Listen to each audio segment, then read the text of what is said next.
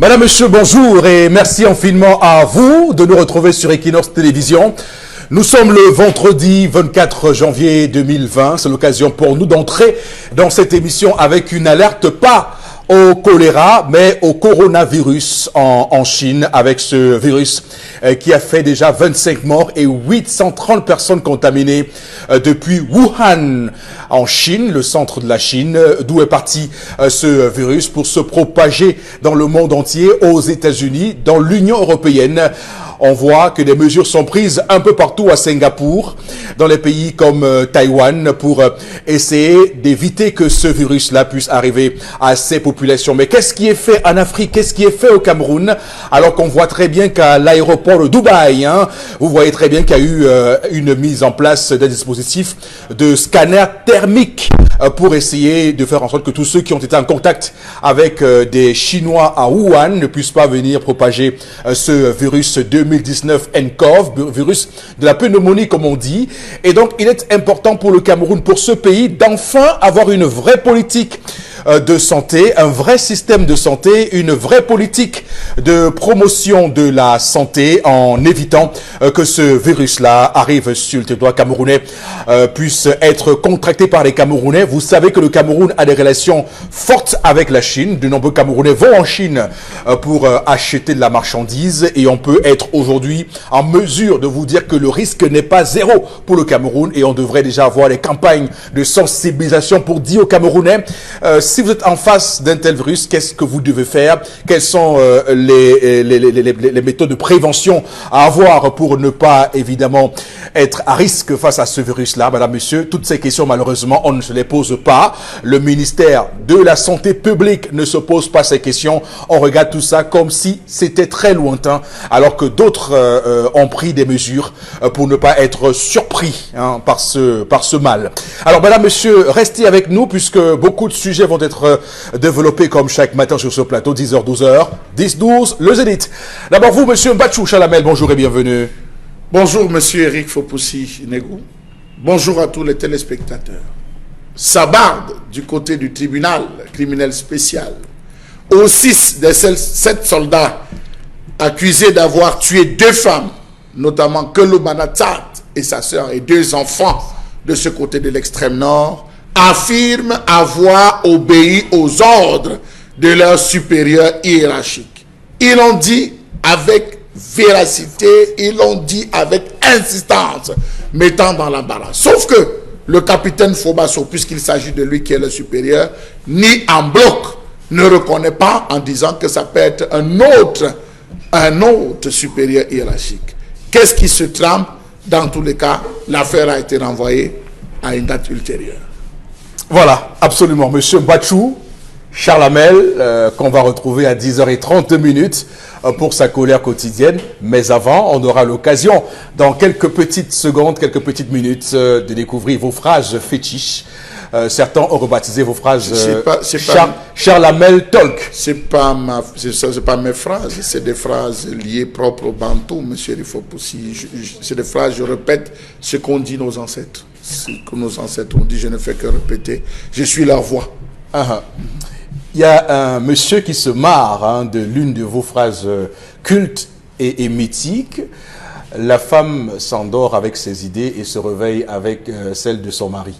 D'où le pourquoi, d'où la raison pour laquelle une femme ne saurait quitter le lit de son mari sans son accord. Monsieur Mbachou Talk avec nous ce matin dans cette émission. Nous sommes des privilégiés de vous avoir chaque matin sur ce plateau, je tiens à vous le dire. Également sur le plateau, Karine Santia, bonjour et bienvenue. Bonjour, monsieur Fopoussi. Bonjour aux téléspectateurs, à tous ceux qui disaient que les enseignants sont des lâches et qu'ils n'arrivent pas à défendre leurs compères. Voilà l'heure de l'action parce que le collectif des enseignants indignés du Cameroun a déclaré que le mercredi 29 janvier 2020 sera la journée No Chalk Day, journée sans agrès, t-shirt rouge, couleur du sang versé, de la torture et du sacrifice de ces enseignants-là. D'accord.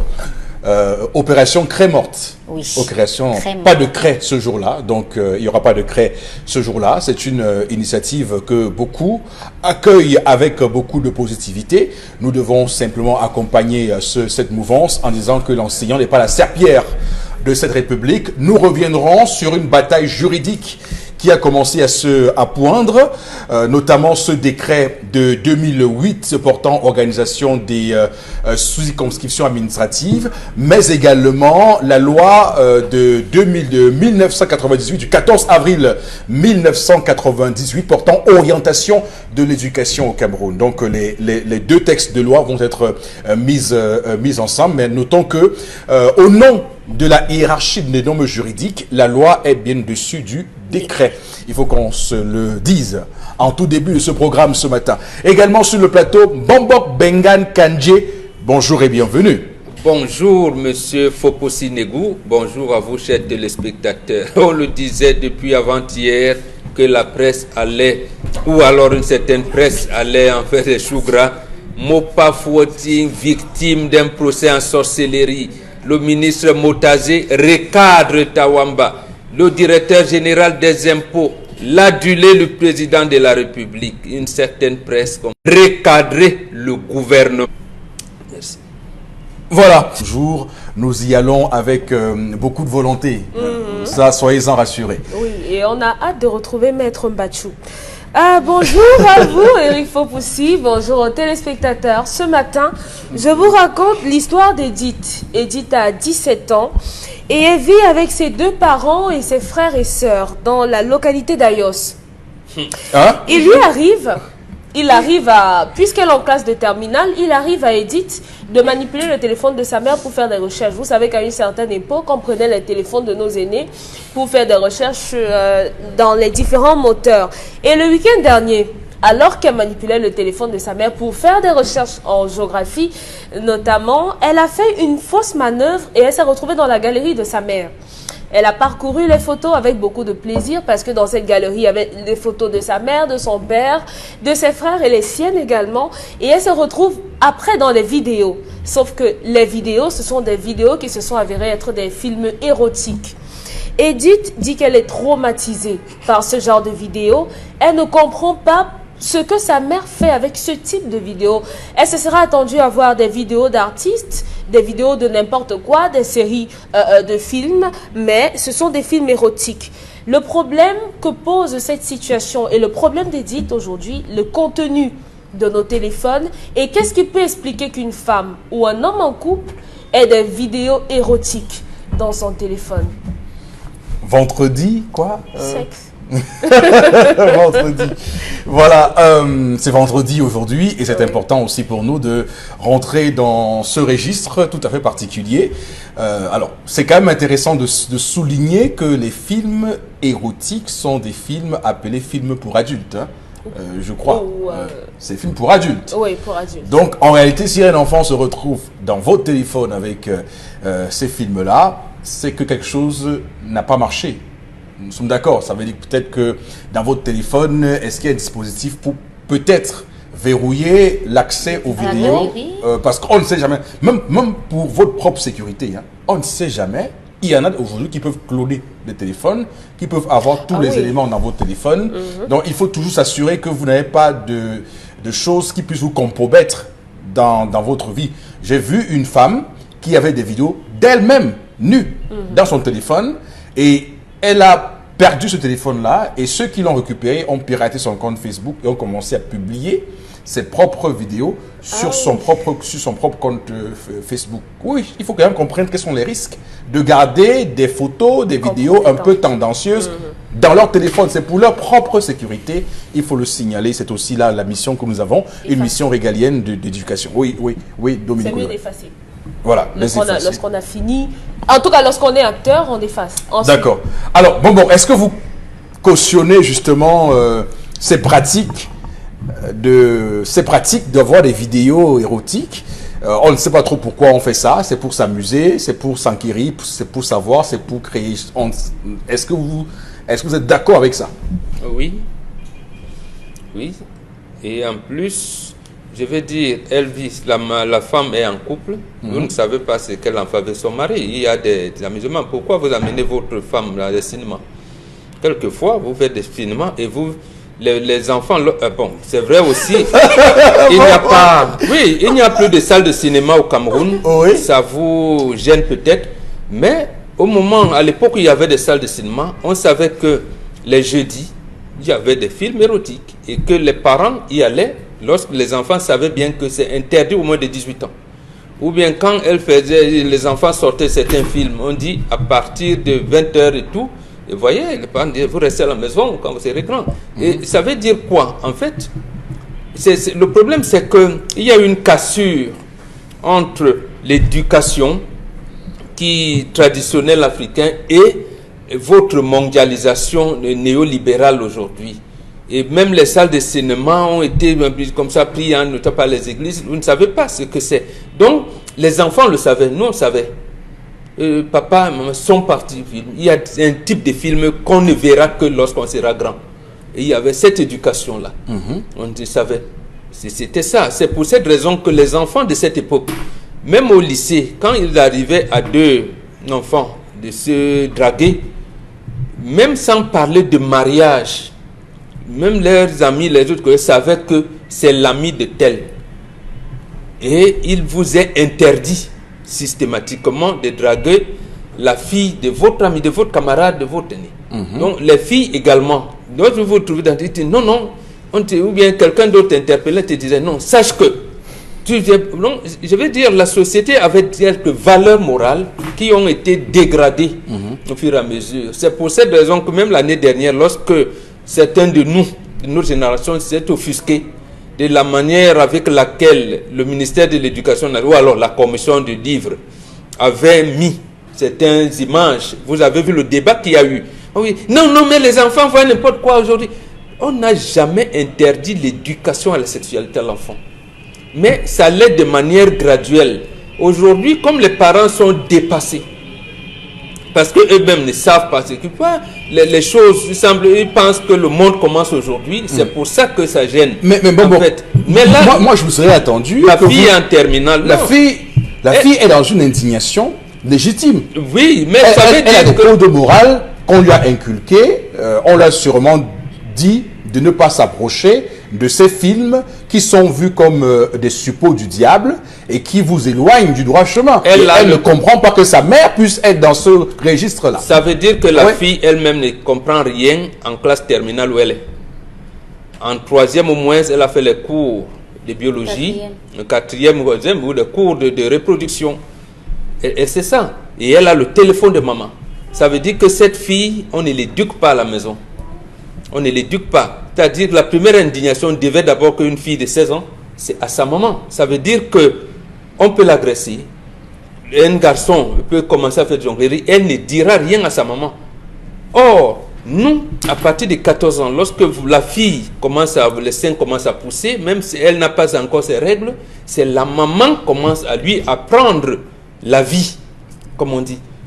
Donc, elle ne devrait pas être surprise. Si elle est surprise, elle est en classe terminale, ça veut dire que je questionne là, et l'éducation et la parenté aujourd'hui. C'est ça le problème. Donc, elle ne devrait pas s'indigner parce qu'elle aurait dû avoir ça. Et ça, c'est l'échec. Que ce soit à l'école. Est-ce qu'on ne l'apprend plus?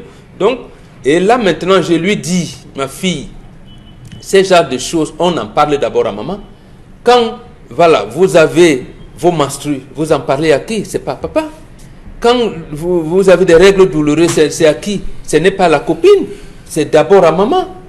Donc, voilà des choses qui montrent que, mais maman, pourquoi ça? Maman, bon, mais maintenant, elle s'attendait à quoi? C'est là où il y a donc ambiguïté dans son éducation. Je m'attendais à des films. Donc, elle est habituée à voir un certain nombre de films et novellas avec sa maman. Est-ce que là, quelles sont les scènes qu'on transmet, que ces films-là transmettent? Ça veut dire que ça doit projeter en fait en sorte que c'est des jours de mariage, c'est les 6 et 6. Tout à fait. Donc, elle doit donc se référer à sa maman. Maman donc profite, elle est en classe terminale, elle va à l'université bientôt. Elle lui dit, non, ma fille, voilà. Ok. Bon, merci. On va demander à Karine ce qu'elle pense de l'attitude de cette jeune fille. Son attitude est légitime. Légitime parce que certainement elle a appris de sa mère des codes qui ne la prédisposaient pas à voir ce genre d'image dans le téléphone de maman. Parce que généralement, lorsque vous laissez votre téléphone à la portée de tout le monde, vous savez que la personne est capable de voir tout ce qui est dedans. en principe. Si vous donnez votre téléphone à votre épouse pour qu'elle lance un appel, sachez au moins qu'elle pourra aller dans la galerie. Si vous donnez votre téléphone à votre mari pour qu'il, je sais pas, pour qu'il fasse une photo, sachez qu'après il pourra aller dans vos vidéos. C'est connu, c'est commun. Parfois vous avez une notification pendant que vous faites une photo, vous êtes curieux. Donc je me dis que c'est une attitude qui est normale que cet enfant ait eue. Mais maintenant, quelle est la réaction qu'elle a eue de sa maman? Est-ce qu'elle a déjà expliqué à sa maman? Je ne sais pas. Mais je pense que la première personne à qui elle devrait en parler, c'est sa mère. Elle a 17 ans, elle n'est pas si jeune que ça pour savoir de quoi il est question. Parce qu'aujourd'hui, les enfants de 5 ans se font abuser. Donc là, elle a 17 ans. Il faudra maintenant que sa maman mette l'option sur l'acte sexuel en lui-même et qui prépare sa fille à pouvoir vivre cela demain. Parce que ça peut ne pas être volontaire. Et cette fille peut ne pas savoir. Et à un moment donné, il faudra qu'elle passe par là, qu'elle soit femme ou pas. À un moment donné. Donc je pense qu'il est temps. Parce que généralement, les parents ne trouvent pas souvent le courage ou l'occasion d'entrer dans le sujet avec l'enfant. Mais voilà le sujet qui s'est porté, qui s'est prêté. Voilà c'est l'occasion. Voilà, c'est l'occasion pour la maman de lancer le sujet. L'occasion faisant le larron. Comment parler sexe aux enfants? Ok, très bien. Ok, Chalamel, non, moi, sincèrement, si vous voulez mon avis, j'ai toujours pensé que ceux qui regardent les films porno sont des détraqués sexuels. Moi, j'ai toujours pensé ça. Je ne vois pas quel est l'intérêt de s'asseoir devant un film où les gens sont en train de s'amouracher. Vous prenez je ne vois pas l'intérêt. C'est quoi non, je veux des gens qui sont ensemble. C'est quoi l'intérêt? Non, il n'y a aucun scénario. Ah bon? Non, il n'y a aucun. C'est une affaire de détraqués qui sont ensemble et ils ont des principes qui ne vont pas, des trucs qui n'ont pas de sens. Et vous voyez ça, les gens prennent du plaisir. Il me semble que ça doit être une maladie psychologique. On doit étudier ça. Ouais, ça c'est personnel. Ça veut dire que tout le monde entier est malade, parce que le nombre de vues que ces films-là ont. Et regardez pas des personnes insoupçonnées. Vous aussi? Tout le monde est malade, je suis désolée. Parce qu'elle se reconnaît rapidement. Non, du tout pas. Oui, parce qu'elle se reconnaît. Non, je ne parle pas de moi, mais quand vous regardez les documentaires par rapport à cela, personne n'a accepté qu'il regarde. Ah non. Bon. Personne n'a vous regardé ces films-là. D'accord. Alors, Chalamel, prenez la parole, Chalamel. Monsieur Eric Fopoussi, vraiment. Les sous-vêtements de la femme sont conservés minutieusement sous l'oreiller de son mari. Ça suppose qu'une femme dont les sous-vêtements sont minutieusement conservés sous l'oreiller de son mari n'a plus besoin de conserver ses idioties. Excusez-moi d'employer cette expression, parce que ce que je vois à longueur de journée défiler dans les téléphones des différents individus, parfois dans des groupes, vous avez des gens qui se permettent d'envoyer, parfois des personnes insoupçonnées, qui se permettent d'envoyer cela en disant, en prétextant que c'est une erreur qu'ils ont eu à faire. Monsieur Eric Fopoussi démontre à suffisance la bestialité qui est aujourd'hui devenue le commun des occidentalisés. C'est-à-dire, quand vous voyez les occidentalisés, ils sont devenus bestiaux. On a vulgarisé le sexe, on a désacralisé le sexe. Voilà. Rentrez dans l'histoire, allez étudier le Kama Sutra, allez étudier le Kalaripaya, vous allez vous rendre compte que c'est un art. Lorsque la jeune fille sortait de cette grande salle pour aller exécuter les pas de Bikutsi. Dans les pas de Bikutsi, c'était une danse extrêmement érotique où il fallait faire bouger les seins, bouger les fesses. Lorsque vous voyez les femmes danser le Ben Sikin, à un moment donné, on dit tchaba, tchaba, tchaba, tchaba, tchaba. Voilà. Elle baisse la tête, elle met le postérieur en vigueur. C'est des danses érotiques. Lorsque vous arrivez dans un palais, vous êtes conviés. On n'avait pas besoin d'avoir des films érotiques qui détruisent.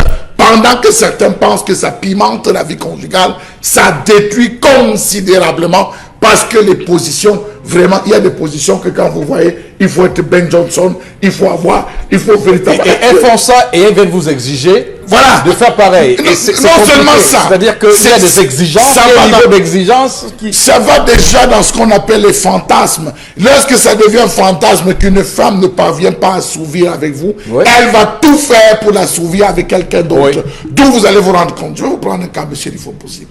Vous descendez dans les quartiers à partir de Ndokoti.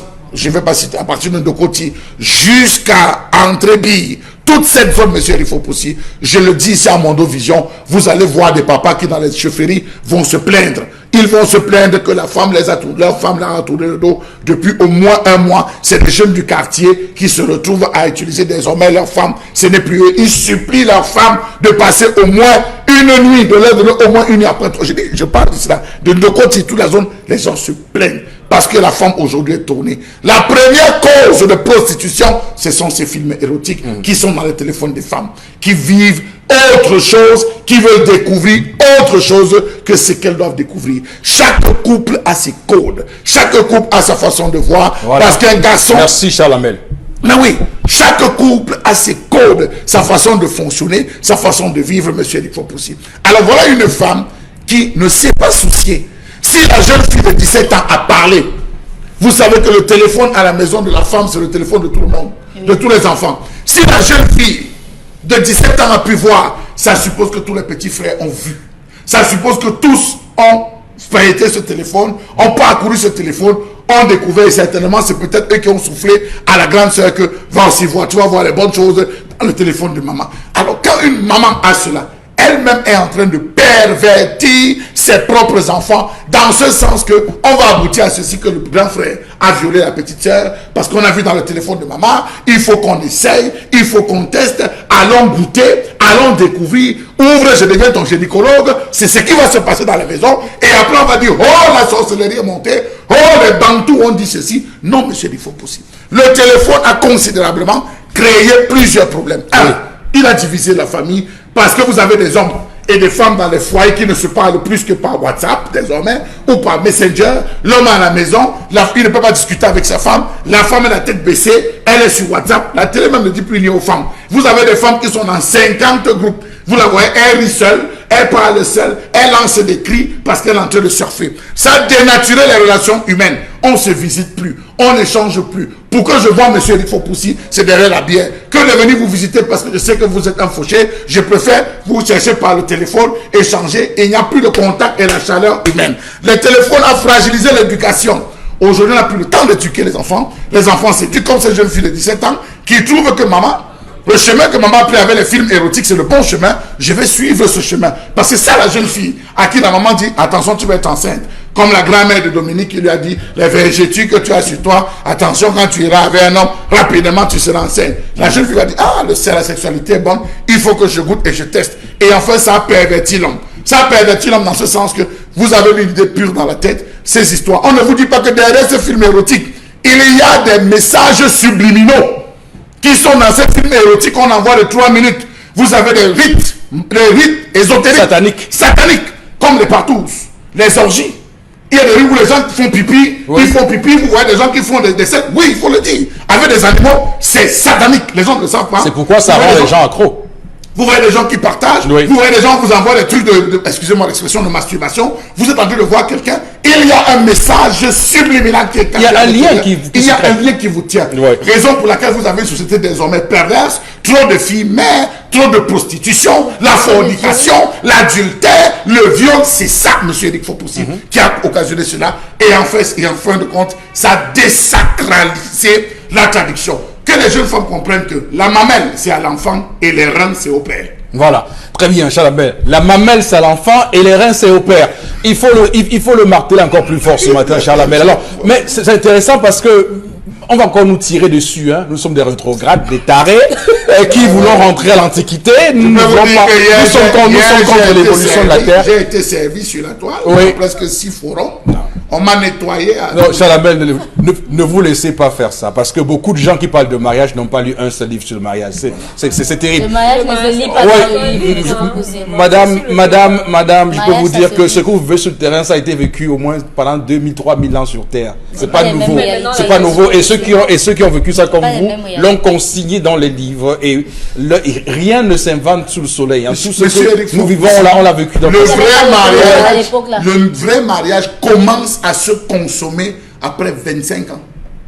C'est après 25 ans que vous savez que vous êtes marié. Vous allez encore nous faire ça. Je vous dis, non, je dis c'est après 25 ans que vous savez si vous êtes marié ou pas.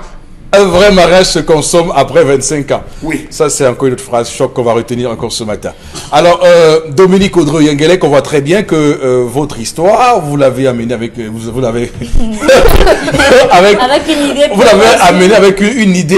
Vous avez déjà amené le sujet. Vous amenez de votre façon, mais on a complètement... on va dire quoi? Tout détruit et déconstruit ce que vous pensez à la base. Mais dites-nous quand même. Ce que j'ai envie de dire, c'est que à travers cette femme qui a des films érotiques, je vois une femme qui n'est pas satisfaite sur le plan sexuel, tout simplement. Dominique. Ah oui, Dominique. C'est une femme qui, malheureusement, malgré la présence de son mari, trouve sa satisfaction devant son téléphone. Parce qu'elle a un mari qui est absent, un mari qui est faible. Ce n'est pas pour justifier le fait que... Ce n'est pas pour justifier... On comprend pourquoi les hommes meurent sur des petites filles dehors, parce qu'ils doivent redoubler des fois avec le redoubler chez vos femmes. Mais redoubler préparer, c'est la femme qui prépare le mari. Tous les jours, c'est la même chose. Donc, j'étais en train de dire que aujourd'hui, on va dire que les films moi, je ne sais pas pourquoi, érotiques... Dominique, moi, je ne sais pas pourquoi. Donc, vous pensez que quand vous regardez les films là, à la télé... On apprend. Non, pas qu'on apprend. Quoi? Il y a les films où il y a le trucage, non? On sait tous que c'est un acteur qui montage. vole, un acteur qui vole, il fait des Tigre et dragon. des dragons. Donc, Mais vous pouvez dire à les votre mari dragons, que ça bon, existe. parce que tu es faible, pourquoi tu ne fais pas comme l'acteur qui a fait ça? C'est Arrêtons. différent. Non, Monsieur un film, Bachelot, c'est un film. Un film, vous avez dit, il y a un scénario, vous avez dit. Donc, c'est Oui, même il y a des écrit. scénarios. Oui, donc il y a Il y a des des scénarios qui scènes sont et pris. autres. Donc, forcément, ça se construit. On fait tout à l'heure. C'est que ces acteurs sont suivis médicalement, ils prennent des produits pour les renforcer. Essayez, vous allez voir, vos reins vont rester en route avec des insuffisances rénales et tout ce que vous savez. Voilà. Donc, Faut éviter ça. ce que vous voulez nous dire, c'est que pour satisfaire sur le plan satisfaire sa femme, il faut d'abord aller à l'hôpital. Je dis non. Je dis non parce que même si on va dire que non, on ne regarde pas, c'est satanique, c'est machin, tout le monde regarde. Tout le monde avec Moi, je regarde. Avec Monsieur moi. Foucault, si vous regardez. Non, mais dites que Monsieur vous Bachelot, regardez. vous aussi. Je vous dis, sauf Donc, moi, nous je regardons. le On a dis, vu, c'est monsieur parce Bachelot. qu'on a Mondo Vision, je le dis, je prendrai mon téléphone, je vous donne si je l'avais. Ouais. Je prendrai dans les Non, coulisses, je mais vous donne. c'est Regardez pas mon téléphone. Oui, Je parce n'ai que pas. vous voulez me dire que dans votre téléphone, il n'y a pas l'option J'ai effacer. été initié à mon école. Il y a pas supprimé. Monsieur Fopoussi. La vraie vie a tellement de films. Arrêtez. Non, monsieur Fopoussi. Oui.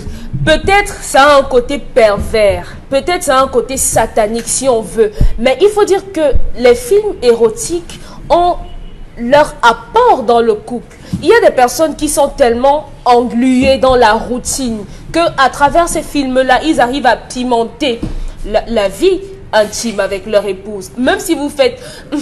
Mais sachez que si... Elle a si du non, piment. peut-être. Ça, c'est autre chose. Les clubs échangistes. Ça, c'est non, mais autre c'est ça. chose. Non. Mais Le problème avec c'est pas seulement le l'échangisme. problème avec les choses qu'il faut pimenter, c'est que ce n'est jamais assez pimenté. Après, on va dire, bon, faisons les clubs échangistes, parce que c'est ce qui se passe en Europe actuellement. Ils font les Ouais. clubs échangistes. Les partous. Après, ce sera les partous, des plans à 3. Après, ce sera... Non, arrêtons Le parfois... cunnilingus, Arrêtons le cancer de la arrêtons de gorge. repousser, arrêtons de tirer sur la corde. Parce qu'à force de trop tirer, elle se coupe toujours. Moi, je ne vois pas de mal à ce que cette femme ait des films érotiques dans son téléphone. C'est sa liberté la plus absolue. Voilà sa fille, désormais, Si- qui est Sa disciple. Sa qui est fille dit- Sa irrécupérable. disciple. Pourquoi? Elle est En quoi est-ce irrécupérable. qu'elle est irrécupérable? Le fait de voir un film érotique ne veut pas forcément dire qu'elle allait le faire. Avant que je ne sois sexuellement C'est active, imprimé la subconscience. avant que je ne sois sexuellement active, j'ai regardé longtemps avant les films érotiques. C'est pas parce que j'en ai vu que je suis allée pratiquer sur le moment. Non, je suis désolée. Moi, je voudrais demander à M. Fopossi et à M. Mbachou, que dites-vous des chapitres sur la reproduction humaine qu'on apprend aux enfants de 4e, 3e? C'est naturel. C'est pour leur dire, allez, ayez des enfants dès le 2e trimestre? Je ne pense pas. L'éducation à la sexualité. Peut-être vous l'avez mal compris. Quand déjà en Afrique, la femme, la jeune fille a 2 noms. Le nom, quand papa dit c'est ma mère, il va t'appeler sa mère. La fille qui porte le nom de sa femme, il va toujours l'appeler ma femme. Et celle qui porte le nom de sa mère, le garçon qui porte le nom de son père, il va dire c'est ta femme. Mais est-ce que c'est pour dire que voilà, tu vas épouser? Non. Bon, C'est dire que c'est pas la même chose. Hein. Non, c'est comme on ça. est clairement dans des choses très compliquées. C'est comme ça justement que l'éducation à la sexualité commence chez nous. Après, quand l'enfant est circoncis, à 10 ans, on ne circoncis pas l'enfant à 8 jours à la maternité. Il est circoncis à partir de 10-12 ans. On te dit, tu ne te laves plus avec les filles. La fille, aujourd'hui, quand les seins commencent à pousser, commence à avoir des règles, elle ne se baigne plus sous la pluie. Maman commence à lui dire, voilà. Ici, lorsque elle est à 17 ans, elle est en classe terminale, il est devenu, j'allais dire,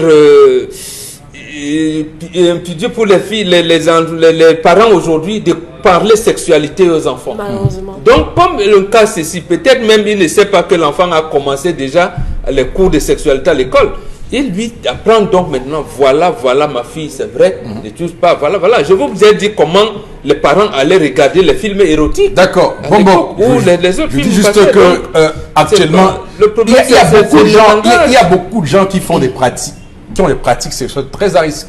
Parce que ce sont ces films-là qui font l'essentiel de la promotion de ça. Il y a la fellation, il y a le cunnilingus. Le problème, c'est l'administration qui ne devrait pas faire. Les gens en font des pratiques quotidiennes, mais il y a des maladies et c'est prouvé. Regardez le film qu'on appelle Tafil. On vous montre même comment on drague les femmes d'autrui au champ. Comment on dit. C'est ça le problème, c'est que nous, on s'abreuve à la culture qui n'est pas la nôtre. D'accord. C'est pour ça que ça devient gênant. Donc, c'est gênant là-bas, c'est gênant à l'église, c'est gênant comme on parlait de l'hôpital ici. Est-ce que ce qu'on pratique aujourd'hui à l'hôpital correspond à ce que la culture africaine voudrait? Non. D'accord, bon, c'est bon. On va s'arrêter là pour cette histoire ce matin, vendredi, tout à fait particulier. Maintenant, place à la colère de Charles Hamel.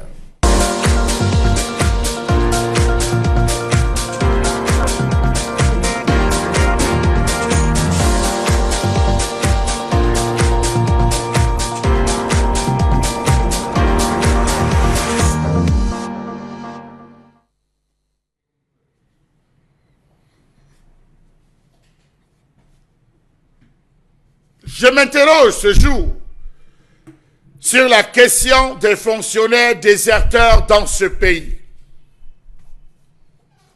Le gouvernement camerounais est confronté au phénomène de désertion des fonctionnaires dans ce pays. Quelle est l'identité des fonctionnaires qui désertent?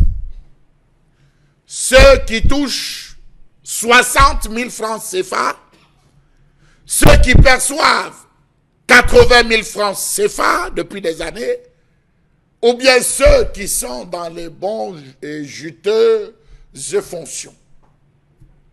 Des abandons de postes qui se sont multipliés, voire accentués dans les deux régions du Nord-Ouest et Sud-Ouest, alors que ces personnels de l'État font l'objet, on va le dire, d'assurances données par le gouvernement. On a vu le ministre. On a vu le ministre dire qu'il est comme ça, tout va bien dans le Nord-Ouest et le Sud-Ouest. On a entendu le ministre Tangandi répéter qu'il n'y a aucun problème. Les choses ont repris.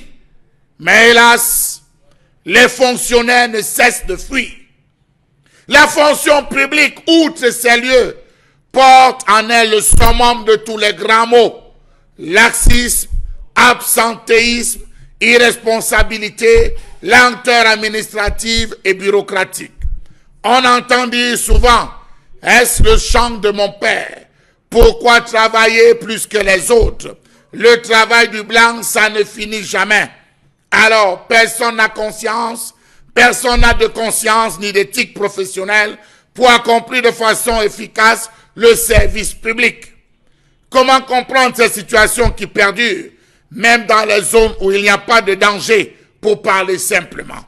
La politique du poste vacant semble être le sport favori des agents de l'État affectés dans l'arrière-pays, dans certains arrondissements, dans l'Anvila, en Vangan, dans le Djaïlobo, au Vin, Mintom, dans l'océan, à Campo, Mvengue, Akomde, dans la vallée d'une thème, Olamze et Man, pour ne citer que cela. Là-bas, on n'a pas le temps du travail. On n'est que fonctionnaire, point. Pourquoi l'arrière-pays fait-il si peur aux fonctionnaires? Je ne vous parle pas de Guidère, je ne vous parle pas de Yagua, je ne vous parle pas de Marois, encore moins de Garoua, où on arrive, on est là, mais on ne fout rien. Le spectacle est désolant. Des bureaux désertés par les employés, partis régler les dépenses quotidiennes. Ailleurs, le chef de service est parti dans son village animer un meeting du parti, lui-même étant un cadre de ce parti politique. Et on vous dira, monsieur, il faut revenir la semaine prochaine, votre dossier est toujours en signature. Vous savez, cette période, c'est la période électorale. Alors, monsieur, revenez. Comment comprendre que le fonctionnaire de toutes les sectorielles joue les abonnés absents? Dans certaines écoles qui n'ont plus que de nom, les centres de santé, les délégations départementales, d'arrondissement et dans d'autres services et structures, cette situation d'inconfort se vit et pose clairement la problématique des affectations des personnels de l'État. Pourquoi doit-on être affecté si on va être dans un bistrot, si on va passer le temps au circuit, jamais au bureau? Conséquence, lorsque vous entrez dans le bureau, d'une personne qui ne travaille pas, vous trouvez des piles de dossiers de cette hauteur. Vous trouvez des piles de dossiers de cette hauteur. Le bureau est surchargé.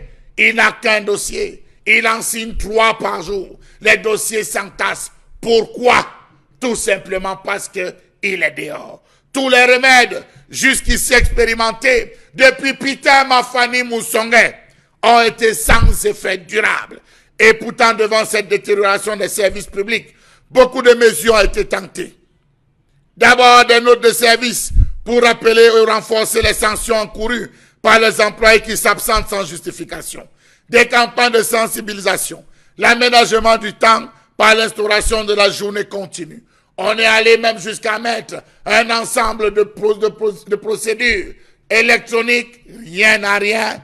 Ça a commencé, ça a fonctionné 1 mois à peine et après c'est tombé en panne et en ruine. Au Cameroun, les horaires de travaux sont difficilement respectés par nos fonctionnaires, si bien que la présence devient l'exception et l'absence la règle. Pour expliquer l'absentéisme dans l'administration camerounaise, une idée assez répandue laissera entendre que le fonctionnaire camerounais est culturellement paresseux et non assidu. Qu'en est-il vraiment? Il faut dire que si cette idée a l'avantage d'offrir une explication toute prête quant aux autres de l'absentéisme sous nos tropiques, elle ne rend pas compte de la réalité. L'État fuit ses responsabilités en feignant de ne rien voir. Quant à l'absentéisme, les textes juridiques existants sont inappliqués, bafoués face aux entorses portées à l'éthique professionnelle. L'État semble s'être enfermé dans un certain laxisme.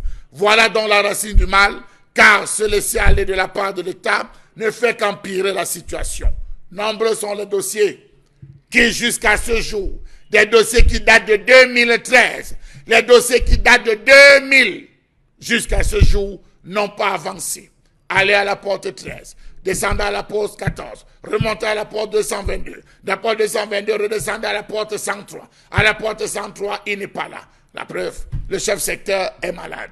Le chef secteur est en congé. Le chef de service a une situation chez lui, il ne peut pas être là. Que fait-on de la continuité? Allez les trouver dans les bistrots, les circuits et faites signer tranquillement votre dossier après avoir donné une bonne bière.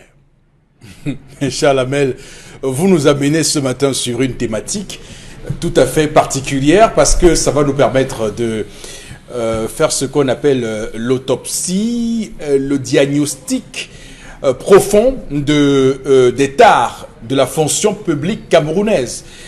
Ça part, on va dire les causes, ça part d'abord d'un principe général admis par tout le monde, communément admis par tout le monde, c'est qu'on estime que lorsqu'on est fonctionnaire, on a un matricule à vie, donc on n'a pas de souci. C'est pourquoi les gens sont prêts à tuer père et mère pour devenir fonctionnaire et donc gérer leurs affaires à côté sans aucun souci. Donc lorsqu'on parle de ce principe-là, on fausse clairement tout le débat parce que vous avez toutes les autres pesanteurs qui accompagnent notre fonction publique avec la corruption, les lenteurs administratives, trop de missions, tout ça rentre dans un registre où, clairement, on a du mal à voir comment on peut sortir de ça. Comment on peut retrouver des fonctionnaires efficaces, performants au travail. On a du mal à voir comment on peut sortir de l'ornière. Alors, bon, Megan, comment on en est arrivé à cette situation? D'abord, il faut dire que dès le départ, le fonctionnaire camerounais est travailleur. Il est travailleur, mais on est arrivé à ce niveau, j'allais dire, d'abandon. Il a parlé de désertion de poste à 2 niveaux. Il y a 2 facteurs qui nous ont amenés à ce niveau. Le premier facteur, lorsque à l'école, on avait enlevé les cours d'éducation civique, les cours de morale, et ça impliquait qu'à la fonction publique, ils avaient également des séries de formations qui portaient sur la citoyenneté. La citoyenneté, les maîtres mots, c'était le contenu de la devise « paix, travail, patrie ». Lorsque vous regardez tous les en-tête, papiers en tête de l'administration publique au Cameroun, vous verrez ça. Paix, travail, patrie. Paix, travail, patrie. Je pense que c'est à droite de la feuille. Paix, travail, patrie. Le fonctionnaire camerounais n'est plus formé à la devise de la nation, à la devise du pays. Deuxième chose qui est venue s'ajouter à ça, je pense que ça date de 1986, c'est ce que vous appelez mondialisation. Il y a Madame Thatcher et Ronald Reagan ont amené la Banque mondiale, le Fonds monétaire international. À l'époque, on parlait de General Agreement on Tariff and Trade qui est devenu Organisation mondiale de commerce en 2002 à Qatar, à Doha au Qatar, à démanteler la fonction publique. Lorsque, avec les crises multiples dans le monde entier, on a exigé que les pays développés doivent tuer les fonctions publiques. Et ça a donc amené à un favoritisme qui fait que quelles sont les quelques personnes qui vont rester dans la fonction publique. Et maintenant, ces quelques personnes qui sont, parce que vous vous rappelez, à l'école normale supérieure, on ne prenait pas tout le monde directement.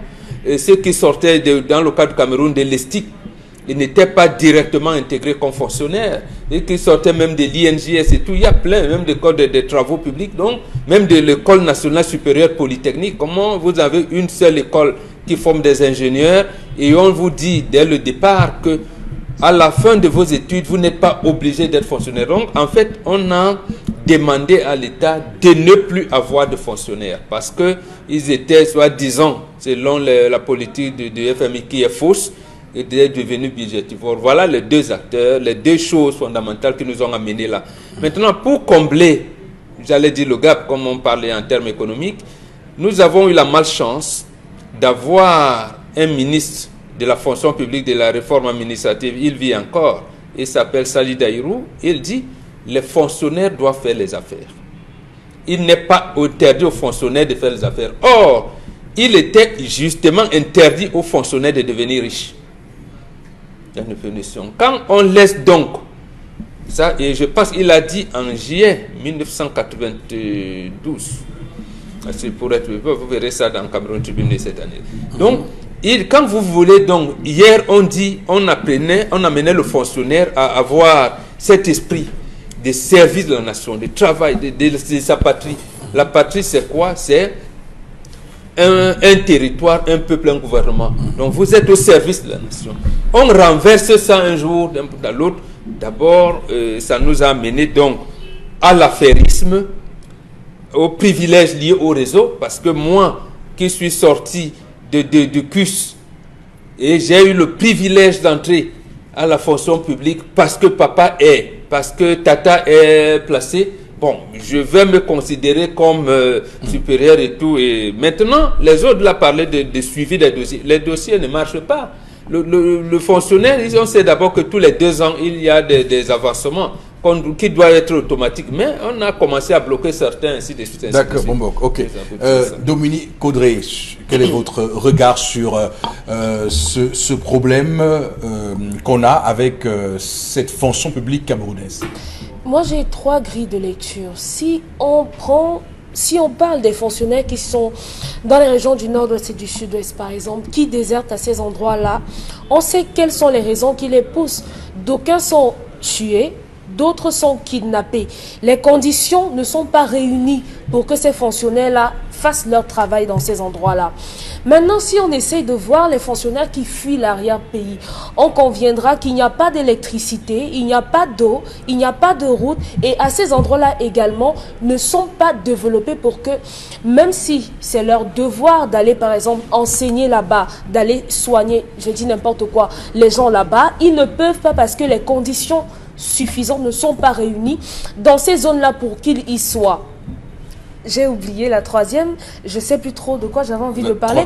Grille de lecture. Oui, la troisième grille de lecture. Peut-être pour ceux qui sont en zone urbaine. Ici, voilà, c'est Oui. l'amitié. Je veux dire, ce sont les affinités. Oui. Maintenant, c'est mon oncle Eric Fopoussi qui m'a placé à ce poste-là. Donc, moi, je ne m'inquiète de rien. Je ne suis pas obligée de venir au travail. Je ne suis pas obligée de répondre aux demandes d'explication. Je ne fais rien. Je ne suis pas inquiétée. Personne ne va m'enlever de ce poste-là. Donc, j'y suis et j'y reste. C'est donc ça. C'est de ça qu'on souffre au Cameroun, du manque d'infrastructures, de développement, de l'insécurité et des affinités. Voilà, absolument, absolument. Karine. Alors, pour moi, j'ai quand même la désertion, pour moi, c'est à 3 niveaux. Il y a une désertion qui est momentanée. Généralement, on voit ça dans les grandes villes, là où il y a toujours, dans un bureau administratif, par exemple, vous allez voir des fonctionnaires qui, parfois, ils font 1 mois, ils ne viennent pas, ils viennent le mois prochain plein, le mois prochain, ils ne viennent pas, le mois prochain, ils viennent plein. Pour moi, l'autre, là, c'est momentané. Maintenant, il y a des désertions qui sont parfois définitives. C'est-à-dire qu'il est venu, dès que son salaire a commencé à passer, il a commencé à toucher son salaire, il a eu un autre boulot ailleurs, il est parti, il a commencé à travailler. Parce que vous voyez, seulement au niveau des enseignants, si au Cameroun on paye un enseignant 200 000 à 250 000 francs et qu'il peut aller au Gabon avoir un salaire de 500 000 francs, naturellement pour lui, il va partir. Parce qu'il faut aussi, à un moment donné, qu'il puisse vivre dignement sa vie en tant que fonctionnaire. Donc, si...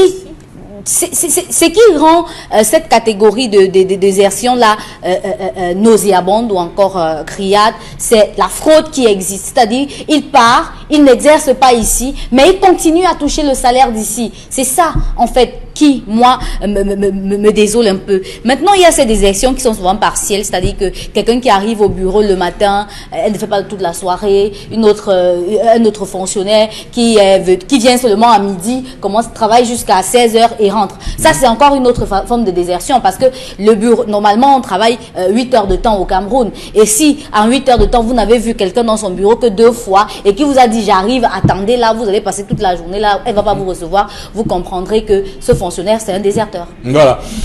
Chalamel, vous faites quand même bien de relever donc ce problème-là, clairement.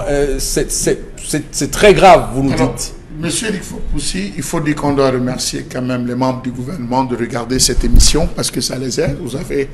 On a décrié véritablement la question des fonctionnaires fictifs. On a lancé l'opération Copé. On a continué à marteler sur la question des fonctionnaires fictifs.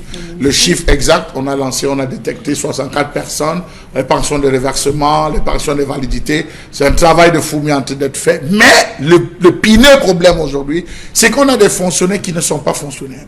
Seulement au marché central de Douala, vous avez environ, M. Eric Fopoussi, 30 fonctionnaires qui ont des boutiques. Je dis marché central de Douala. Je ne compte pas pour Yaoundé. Vous avez des structures qui sont gérées par des fonctionnaires camerounais, qui sont au bureau. Chef d'entreprise. Qui sont au bureau, chefs d'entreprise. Ils travaillent. Comment est-ce qu'il réussit à se départir de la gestion de son entreprise et de son bureau, monsieur, de sa fonction de fonctionnaire? Ça, c'est des questions qu'il faudrait se poser à un moment donné. Vous savez qu'à l'heure actuelle, depuis mars 2019, la région de l'extrême nord est en manque d'effectifs. 600 personnes. Ce n'est pas qu'ils ne sont pas là. Ils arrivent, ils font 1 semaine, 2 semaines, ils disparaissent. Ils reviennent, ils font 2-3 jours. Je veux parler de 6 000. Oui, bon, l'enseignement secondaire a un déficit en enseignant de 4 800. 4 800. Alors, les gars sont là, ils tournent. D'autres traversent, ils vont enseigner au Tchad. D'autres traversent, ils vont enseigner au Nigeria. D'autres vont se former 1, 2, 3 et puis ils reviennent. Donc, j'estime que si on veut avoir des fonctionnaires, et je propose qu'on ait des fonctionnaires, monsieur Lifo, parce que chaque fin d'année, où on est sur 2 ans, 3 ans le contrat, vous devez travailler et prouver, ne seront reconduits que ceux qui auront véritablement mouillé le maillot. Emmanuel Macron a tenté ça en France, mais on lui a dit, monsieur, stop. On va s'arrêter là, madame, monsieur, pour cette première partie de l'émission. Et dans un court instant, la deuxième partie. 20, nous sommes à la veille du lancement de la campagne électorale pour le double scrutin municipal et législatif du 9 février 2020. Ces 2 semaines qui vont s'ouvrir, hein, de grandes batailles politiques dans les différentes communes du Cameroun, les 360 communes, en espérant que le nord-est et le sud-ouest puissent avoir la chance de vivre cet événement, cette séquence électorale particulière. Et on va noter que pour ce qui est de la ville de Douala, on voit très bien que dès demain ou bien dès ce soir, les affiches vont être affichées. Vous savez, nous, quand on fait il y a ceux qui ont appris à faire la politique en commençant par le bas. Donc, c'est aujourd'hui que tous ceux qui entrent dans la politique vont commencer à faire les affiches dans la ville. Et demain matin, quand on va se réveiller, nous verrons justement une ville colorée de candidats partout. On va, pour cette deuxième partie de l'émission, ouvrir avec vous, Karine, et c'est les messages que nous allons lire. L'impunité, l'absence de tout contrôle, la non-évaluation du travail rendu, c'est ça qui nous amène à ce problème parmi les phrases rhétoriques de ceux-ci. Tu as oublié, c'est ça que je mange. Tu as combien? Une fois, je suis allée dans une localité pour faire signer un document. L'agent de me dire, il y a 3 services. Le service express, on appelle l'autorité, elle vient signer là, c'est cher. Le service rapide, on paye notre courrier, il va au domicile de l'autorité faire signer. Et enfin, le service courant, tu déposes et tu passes après 3 jours, voir si c'est signé. Et si le 3e jour tombe vendredi, on ferme à midi. Voilà où nous en sommes. C'est Crépin Farel Nochouguine qui a écrit. C'est malheureux, très malheureux. C'est vrai. Alors, je confirme. Equinox avait fait un reportage à Ndobian. C'est dans le département du CAM, là-bas, oui, dans le CAM Ndobian.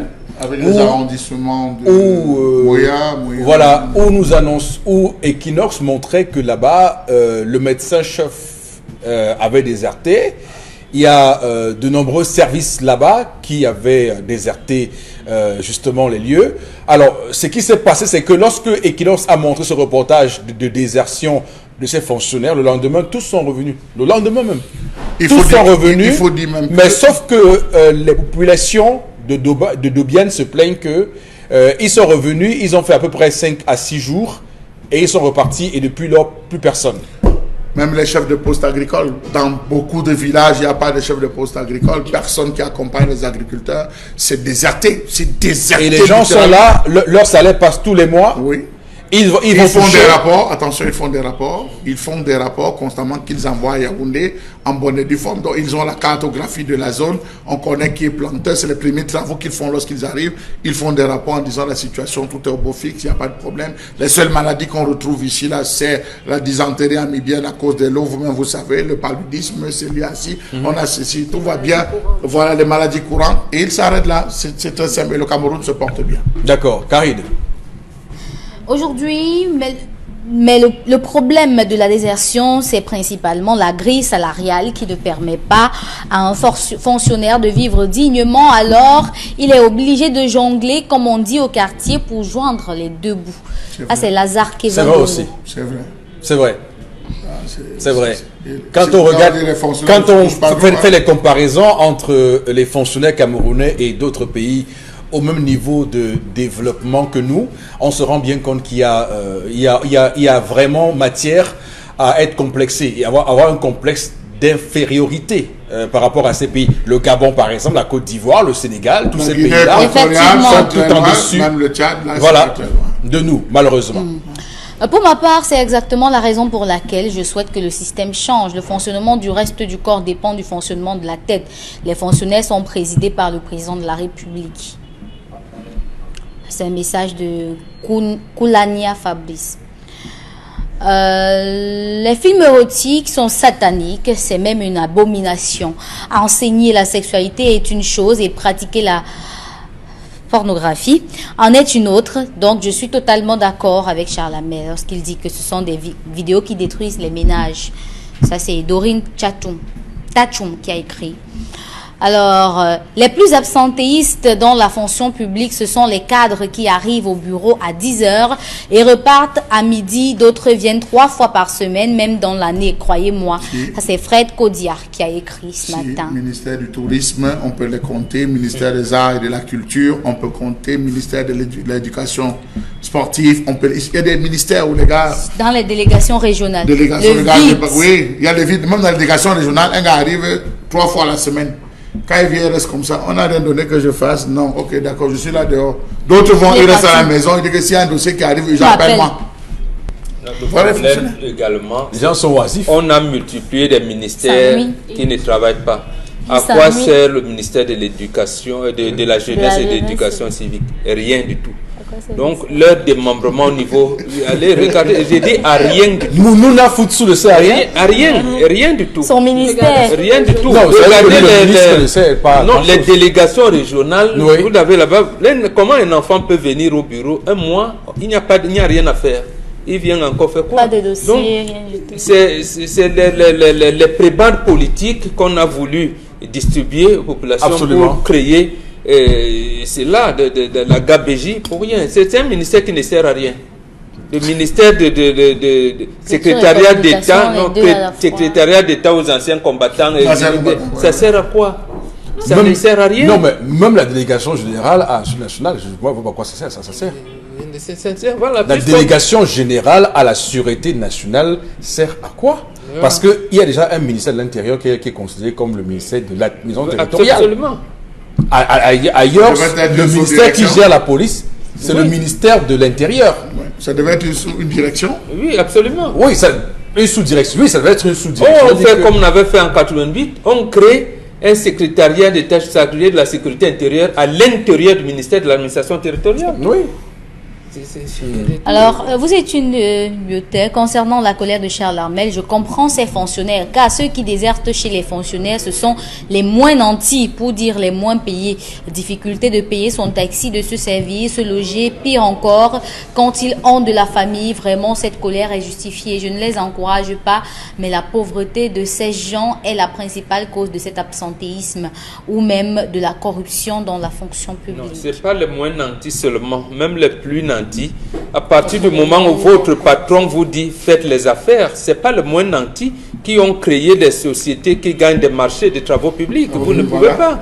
C'est vraiment des sous-directeurs, le ministère des Travaux publics, des trucs qui ont... vous dites, moi je me dis, c'est grave. Et c'est tout le monde qui déserte. Est-ce que vous savez que dans ce pays, c'est une révélation que je compte faire, est-ce que vous savez que dans ce pays, il y a une race de fonctionnaires qui estiment que eux ils font juste ça pour avoir le matricule et aller faire leurs affaires tranquillement. Absolument. Il s'agit des conseillers d'orientation. Oui, ça c'est le chômage.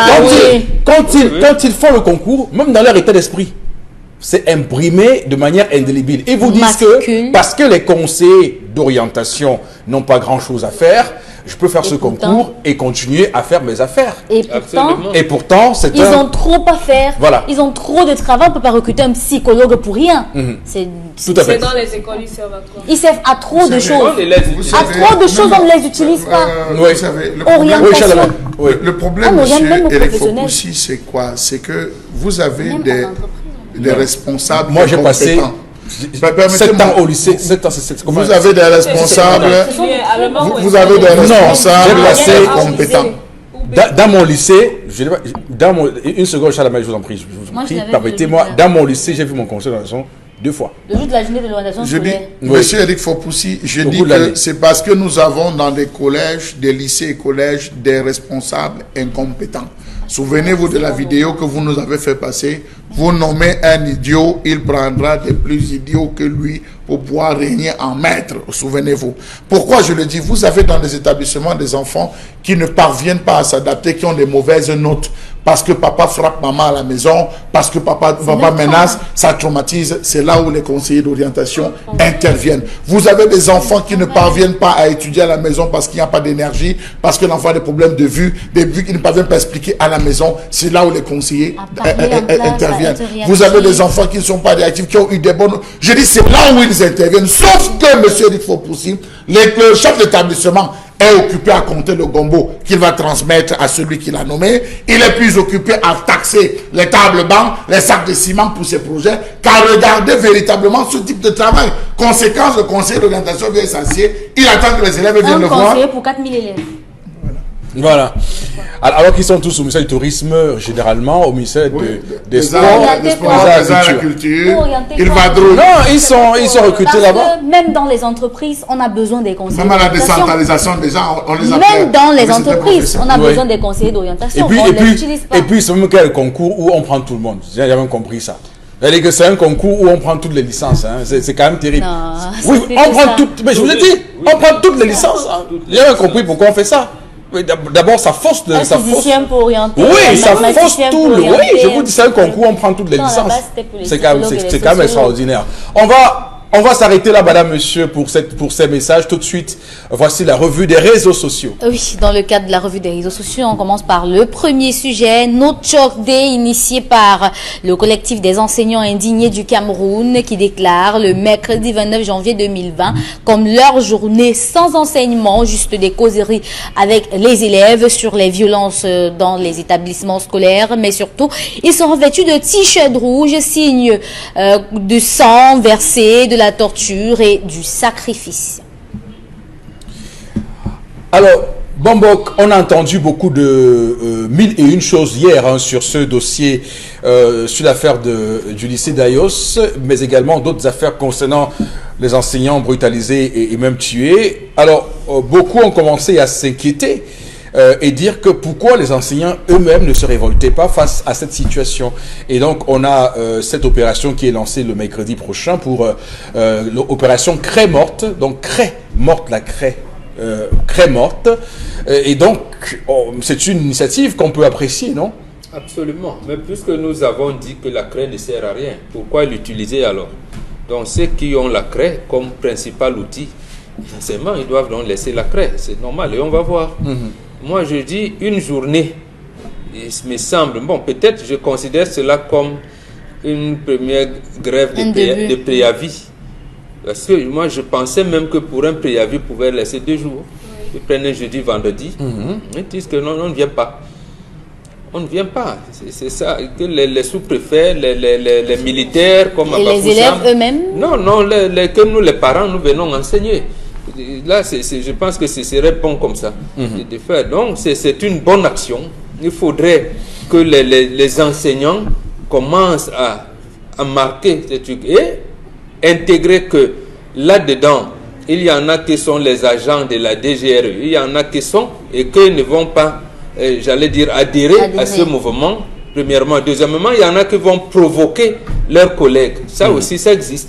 Et là où je vais interpeller d'abord les syndicats des enseignants, il y a même du privé, il y a la catholique Teacher Trade Union, il y a l'Ordre national des enseignants du Cameroun, il y a le syndicat national des enseignants du supérieur, ainsi de suite. Donc, tous ces ordres-là doivent, avec la centrale syndicale du secteur public, commencer à élaborer un certain nombre de stratégies pour, eux aussi, mettre à la place publique les enseignants qui sont contre ces mots d'ordre de grève. Parce que généralement, ce qui se passe, c'est que vous avez vu quel a été le comportement du ministre de l'enseignement supérieur, des enseignements supérieurs dernièrement, lorsqu'il a dit aux enseignants grévistes, si vous ne voulez pas quitter de mon espace et tout ça, mais il y en avait qui commençaient, qui l'avaient déjà récupéré pour vouloir, j'allais dire, scinder le groupe en deux. Ça existe. À ce moment, les noms radicaux. Ceux qui n'adhèrent pas,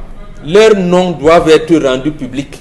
Et avec les réseaux sociaux, nous passons à des méthodes de raillerie. Et nous devons passer, c'est ça qui nous manque aujourd'hui.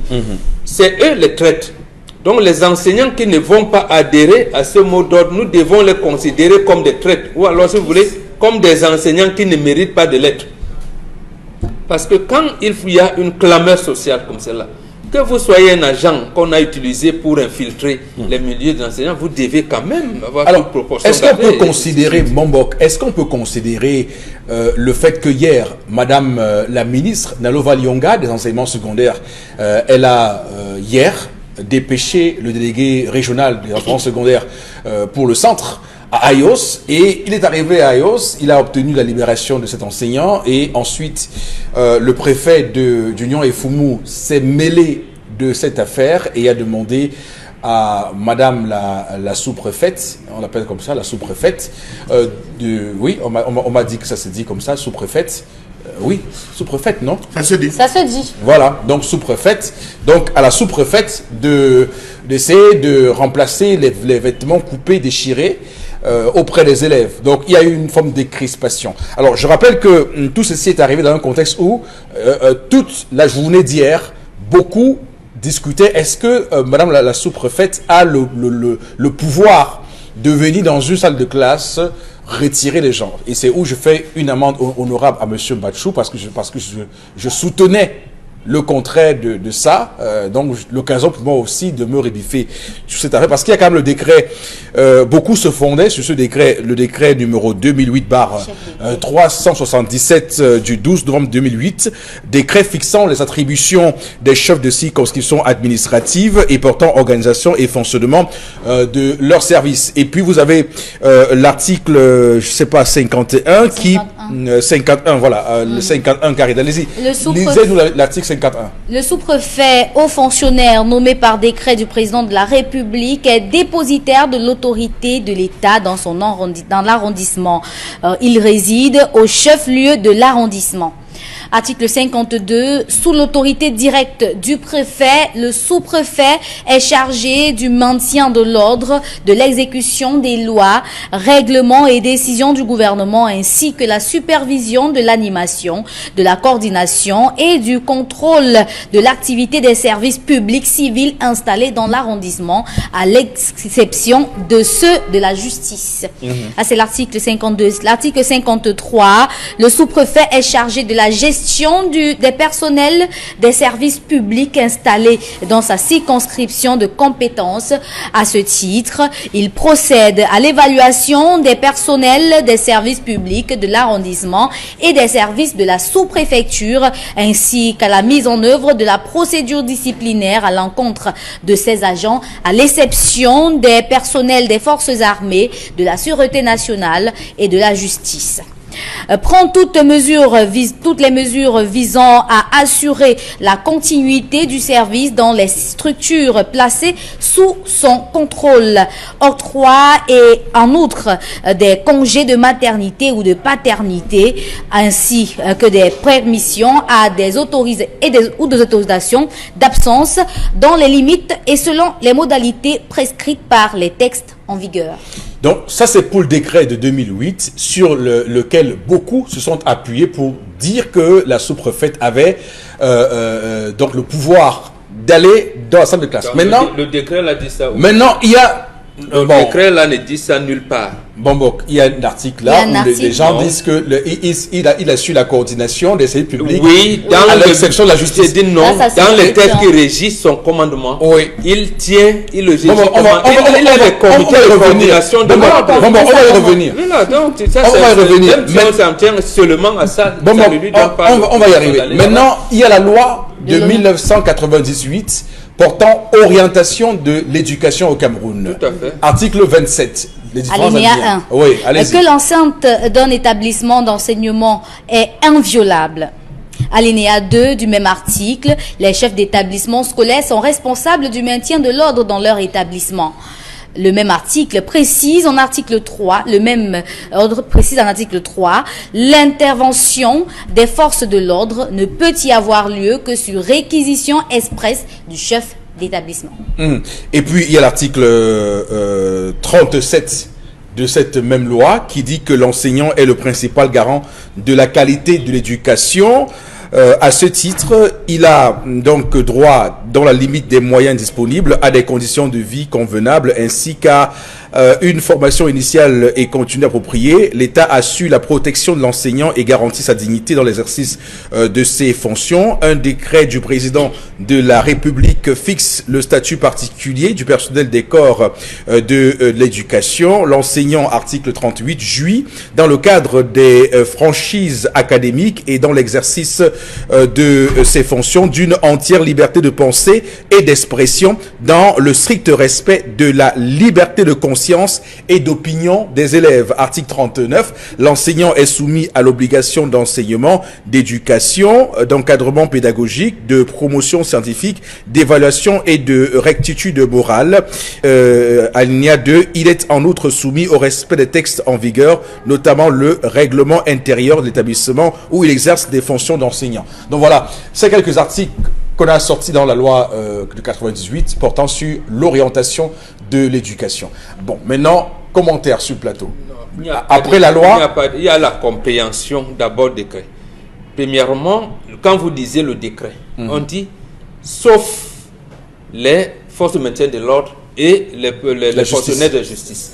Qu'est-ce qui l'amène donc à aller avec les forces de maintien de l'ordre à ce moment précis? Donc, il ne les apprécie pas. Ils ne les apprécient pas. Donc, quand on sait, même ceux qui pensent prendre le décret comme, j'allais dire, leur fondement d'analyse, ils ont tout à fait tort. Maintenant, la loi est supérieure au décret. Moi, c'est ce que j'entends les juristes dire. Je n'ai jamais fait droit. La loi est supérieure. C'est la loi qui organise. Donc, le sous-préfet qui est garant de l'application de la loi, il a violé la loi.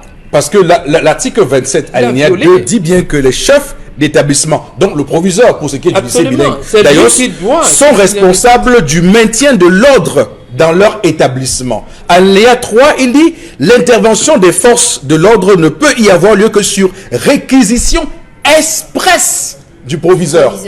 Et pas avoir écrit. Voilà, pour le cas précis, si madame le sous-préfet, moi je ne l'appelle pas la sous-préfète, madame le sous-préfet voudrait, ou alors avait constaté au cours de ces réunions de sécurité que les élèves du lycée bilingue d'Ayos avaient des actes comme ça, on n'interpelle, puisqu'elle peut noter, elle a même l'obligation de noter le proviseur.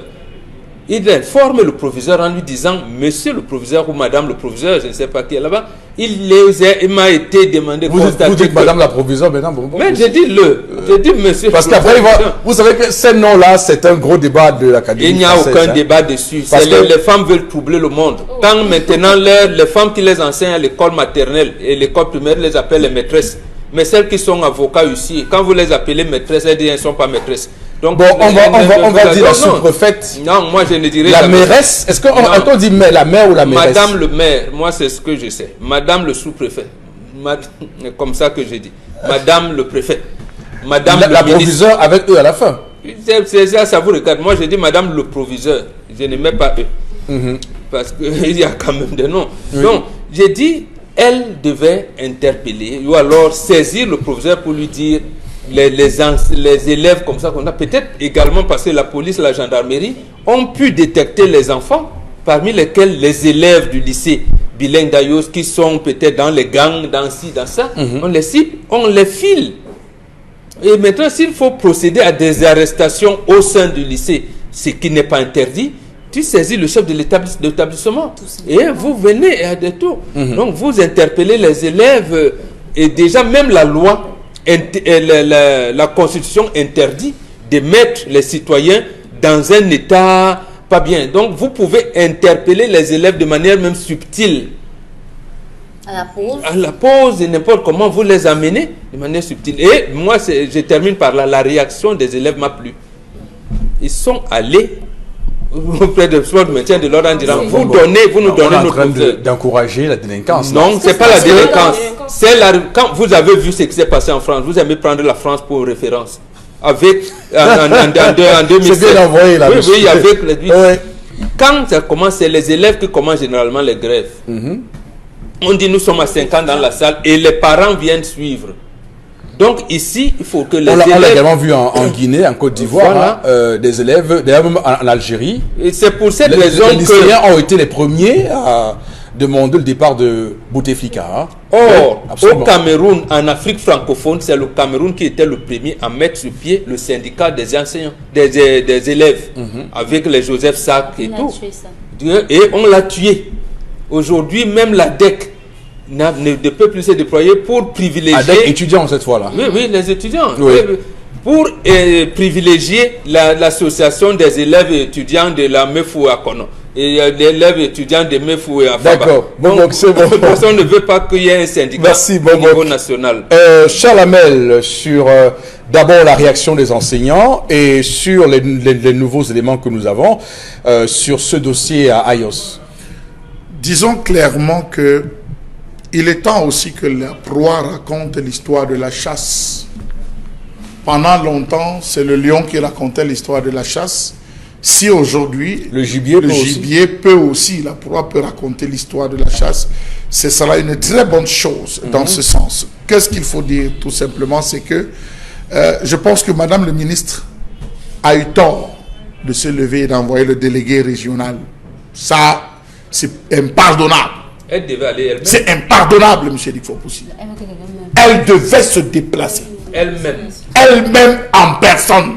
Elle devait se déplacer, arriver sur les lieux et prendre le taureau par les cornes. Je vais vous dire. Elle est pour la répression. Oui. Peut-être si elle allait la elle a suivi l'émission d'hier. Il y a des gens qui nous ont appelés de Yaoundé pour nous dire qu'au ministère. Son ADN, c'est la répression. Elle aurait même tapé tout au ministère. C'était Equinox, le 10-12, qu'on regardait justement par rapport à ce dossier, où on disait, mais c'est pas sérieux. On tue des enseignants, on enlève des enseignants, on tabasse des enseignants. Un sous-préfet fait asseoir un enseignant devant la présidente. On a sorti tous les chapelets de la méprise et qu'elle ne bouge pas d'un iota. Alors qu'elle est enseignante. Qu'on ne bouge pas d'un iota. On a vu des situations ici où, lorsqu'un policier est même en tort, ses collègues viennent d'abord, l'exfiltrent, protègent d'abord. On discute après. Parfois, vous avez même des militaires qui posent des exemples. Vous arrivez au camp, on dit c'est qui? On ouvre son matricule. On le protège. Pourquoi est-ce qu'un livre, enseignant de son état, professeur de son état, elle livre ses collègues, M. Dikfopoussi? Je crois qu'à un moment donné, il faudrait se remettre en question. Vous avez eu cet enseignant qui a sorti un pamphlet, M. Dikfoposi, juste après le décès de Tchakounte, ce fils qu'on a perdu, Tchakounte, où il a dit, attention, il serait temps que vous preniez le taureau par les cornes avant que nous ne décidions nous-mêmes sortir. Qu'est-ce qu'elle a dit? Rien, M. Dikfoposi. C'est la méprise totale. Regardez à quoi ressemblent aujourd'hui les têtes de nos enfants. On a vidé l'école de sa substance. Rien dans les livres. Rien dans les livres. Les contenus sont vides. C'est vous ici et nous encore sur ce plateau qui avons sorti les coquilles dans les livres. Alors qu'il n'y a personne ici là qui a fait des cours de sémantique et des cours d'autres, il n'y a personne. Mais on a réussi à détecter. Le centre climatique de Tiangé dans le sud-ouest. Dans le sud-ouest. On a décrié ici avant que la commission d'agrément du livre se rende compte que, mais bon Dieu, il y a des erreurs. C'est lourd. Alors je pense et je crois, M. Dikfoposi, qu'il est temps que les enseignants se prennent en charge, que Madame le ministre demande pardon. Elle doit demander pardon à ses collègues pour les avoir lâchement abandonnés, M. Dikfoposi. Lâchement abandonnés. Elle doit demander pardon en disant le corps enseignant est un corps noble. Il n'y a rien de plus noble que le corps enseignant. La preuve, on a toujours respecté les enfants des enseignants. Les enfants des enseignants ont toujours brillé. Monsieur Dikfoposi, ils ont toujours brillé. Mais je vous donne deux exemples d'enseignants qui ont été ministres de la santé publique. D'abord Victor Anoumangou et après le professeur Joseph Bédé. Ils étaient arrangés à quitter les postes ministériels pour aller continuer à dispenser les cours au CUS. On l'a vu, même lorsque Joseph Bédé a été démis du gouvernement, il est rentré au CUS pour négocier des cours. On l'a vu. Les Georges Ngango, plusieurs fois. D'accord. Je vais terminer en disant, M. Dikfoposi, qu'on se rappelle que dans les périodes de braise, des années chaudes véritablement dans ce pays, il y a quelqu'un qu'on a finalement récompensé. C'était l'un des acteurs à l'époque avec Madame Foning. C'était les acteurs qui sont allés au port. Lorsqu'on avait dit parler des villes mortes, ils sont allés au port. Ils ont sorti plus de 500 véhicules, ou c'est 200 véhicules, qu'ils ont immédiatement peint en jaune. Pendant que les autres disaient qu'ils ne vont pas descendre dans la rue, ils ne vont pas conduire, ils ont peint en jaune. On l'a récompensé, il est au gouvernement, on l'a récompensé. J'étais son nom, il se reconnaît. Ils ont peint le véhicule en jaune et ils ont commencé à faire le taxi. C'était un taxi qui était tenu par les anti-gangs, qui était tenu par des personnes. Lorsque vous entrez, vous tenez un certain type de langage, direction Bonandio une fois pour vous matraquer. Donc ne soyez pas surpris qu'on arrive à l'école normale et qu'on dise quels sont ceux qui sont prêts de sortir les bonnes notes là. Allez, venez, on répéterait à travers les listes comme le disait Bonbon. Mais qu'ils tiennent bon. Il faudrait qu'on respecte le corps enseignant, il mérite d'avoir ce minimum Tout de respect. enseignant qui veut aller à l'encontre de ce mouvement de grève doit être dénoncé. D'accord. Alors, la question, j'aimerais quand même vous la poser à vous, Chalamel, sur cette question. Est-ce que vous pensez qu'il soit nécessaire de sanctionner, de démettre cette femme, cette sous-préfète de ses fonctions? Non. Parce que si on la punit, elle, il faudrait qu'on remonte la chaîne. Qu'on va jusqu'à l'extrême nord, où ce commandant et sa femme ont tabassé l'enseignant, on le sanctionne. Qu'on remonte ce militaire qui a bastonné jusqu'à évanouir, on le sanctionne. Le sous-préfet qui a fait asseoir l'enseignant. Oui, le sous-préfet qui a fait asseoir l'enseignant, on le sanctionne, monsieur Eric Foposi. Donc, VBCE aussi soit sanctionné, qu'ils tous là soient sanctionnés. À défaut de ça, ne la faites pas porter. Laissez la pauvre femme le tuer. Voilà. La punition qu'elle a déjà refaire la tenue des élèves, elle est déjà pas mauvaise. C'est pas une mauvaise chose en soi. Oui. Voilà. Dominique Audrey. Souvenez-vous, l'année dernière, lorsqu'il y a eu les problèmes avec les candidats au BEPC, machin et trucs, moi j'avais estimé que madame, la ministre des Enseignements, devait partir de là. Parce qu'elle n'était pas à sa place. Peut-être la charge était un peu trop lourde pour elle. Et cette année, je reviens dessus en disant que effectivement, je maintiens cette position. Madame n'est pas à sa place. Il y a eu tellement de mauvaises actions, des exactions commises contre le corps enseignant et que cette femme a brillé par le silence, elle a brillé par le mépris même. Elle est restée tellement silencieuse qu'on a fini par se dire que, en fait, cette femme, elle se fiche complètement de ce qui peut arriver à ces gens.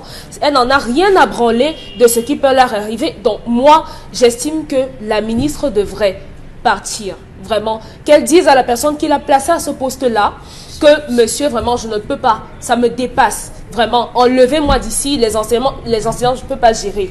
Le préfet qui demande qu'on change simplement les tenues. Où sont passées les excuses contre ce professeur? Cette femme devrait s'excuser. Moi, monsieur Mbachou, pour moi, on devrait la démettre de ses fonctions. Je suis pour un Cameroun où on doit réprimer toutes ces personnes-là qui passent le temps à abuser des autres parce qu'ils sont à un poste de responsabilité, parce qu'aujourd'hui, ils ont le pouvoir, on doit tous les démettre, on doit tous les sanctionner. Que ce soit à VBC, parce qu'on a dit Camto, que ce soit parce que l'enfant n'a pas fait les devoirs et qu'on fasse asseoir l'enseignant à même le sol qui demande pardon à l'enfant, on doit tous les enlever. Cette femme, elle allait trop loin pour qu'on laisse ça passer. Si on laisse ça passer aujourd'hui, demain on va déshabiller un enseignant dans la salle de classe, déshabiller-le, arrêter. Ce sont les élèves qui vont arrêter et on va le balancer dans sa salle de classe. C'est ce qui va arriver si on laisse ces gens-là. Et moi j'aimerais, vraiment ça c'est une doléance, que tous les Camerounais qui se sentent concernés par ce que ces enseignants souffrent aujourd'hui portent les mêmes couleurs ce jour-là. C'est un jour de deuil. C'est un jour de deuil. Non, merci, tout à fait. Il n'y a pas que les enseignants qui doivent porter le rouge. C'est nous tous qui serons solidaires. Moi, je serai en rouge. J'ai assisté, monsieur Eric. Je m'intéresse à une mercredi. Je vais être en rouge tous sur ce plateau. J'ai Je assisté, ne sais pas vous-même, moi, si vous voulez, on s'entend. j'ai assisté à une scène à Batouri, monsieur Eric Fopoussi, où le responsable sous-préfet dans cette zone s'était offusqué parce que son véhicule est tombé en panne. Il a interpellé 2 véhicules qui arrivaient, obligeant les passagers des 2 véhicules à pousser le véhicule du sous-préfet. Les gens demandaient que s'il était malade. Et que même si c'est pour faire pousser, il faut pousser avec, il faut demander avec politesse aux différentes personnes. Il dit, monsieur, je vous intime, vous êtes sur mon terrain, mon territoire de commandement, monsieur, poussez le véhicule, je suis en pleine mission. Il a demandé au commissaire commandant qui l'accompagnait d'intervenir. Le commandant s'est braqué en lui disant, monsieur, vous n'avez pas le droit de pouvoir d'obliger les gens à sortir. Il dit, monsieur, je dis, il de peu il grandissait, il prenait un mètre supplémentaire sur la taille, tellement il criait et grondait. Non, il faudrait que le ministre Atangandi rappelle véritablement ces éléments à l'ordre. Qu'il rappelle ces éléments à l'ordre en leur disant, vous êtes sur un territoire, il y a une façon de penser. La façon de penser de Batouri n'est pas la même de la Sanaga maritime, n'est pas la même de l'ouest, n'est pas la même de l'est, n'est pas la même du nord. Vous devez avoir un certain tempérament. Soyez les plus petits afin d'être élevés. D'accord. Vous avez un esprit patriotique. Ce ne sont pas les partis politiques. Monsieur Atangandi, Madame Lalova Lyonga ont un même ADN dans leur raisonnement. Elles veulent la répression, la violence. Maintenant, vous voulez les amener à avoir un comportement que Yoki on en appelait, comment je l'appelais ça quand on parlait du maire de Bangante qu'on venait de nommer ministre. Oui, d'élégance républicaine. L'élégance républicaine. Vous voulez les amener à l'élégance républicaine. Là, maintenant, c'est une autre école que le ministre Atangandi et Madame Pauline Nalova vont entrer désormais et ça prend du temps. Oui, parce que la courtoisie, l'élégance... Je vous dis, Madame la ministre, on l'a pas, si hein? Elle partait là-bas, elle allait même... Monsieur, il faut que l'élégance,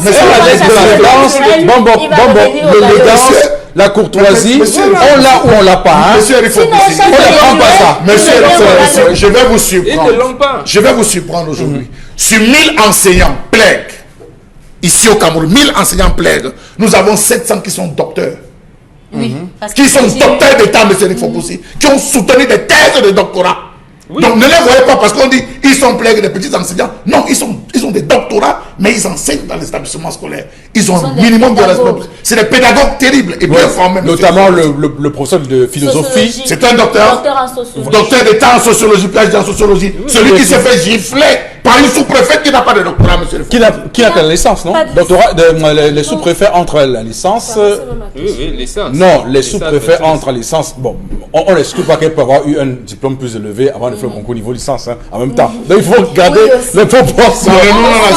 Ah oui, bah oui, parce qu'il faut toujours être... Il y a quand même une chose que je remarque, c'est que j'ai quand même l'impression que Madame la ministre draine les ondes de violence. Je sais pas pourquoi.